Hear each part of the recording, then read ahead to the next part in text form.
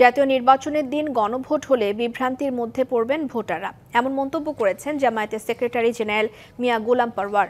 গণভোট সহ ৫ দফা দাবি আদায়ে ইসলামী দলগুলোর আন্দোলন অব্যাহত থাকবে বলেও জানান তিনি। সকালে খুলনার খানজাহান আলী থানার আটরা গিলাতলা ইউনিয়নের নারী ভোটার সমাবেশে এসব কথা বলেন তিনি। প্রধান উপদেষ্টাকে বিভ্রান্ত করা হচ্ছে উল্লেখ করে মিয়া গোলাম পরওয়ার বলেন, রাজনৈতিক সংকট নিরসনে অন্তর্বর্তী সরকারকে সিদ্ধান্ত নিতে হবে। একই দিনে জাতীয় নির্বাচন হলে লোকেরা তো মার্কার ভোট নিয়ে ব্যস্ত থাকবে। একই দিনে হওয়ার কারণে একটা সংকটের দিকে দেশটাকে ঠেলে দেওয়া হয়েছে। এই সংশয়, এই সংকট দূর করার দায়িত্ব সরকারের। আপনারা গণভোটটা আগে দেন, মানুষকে বোঝার সুযোগ দেন, এবং নির্বাচনকে নিরপেক্ষ করার জন্য লেভেল প্লেইং ফিল্ড এখনো নিশ্চিত হয়নি। প্রশাসনের যা ইচ্ছা তাই একটা বিশেষ দলকে খুশি করার জন্য ডিসি, এসপি, ইউনোর নানান পর্যায়ে এই মাসের রদবদল শুরু হয়েছে।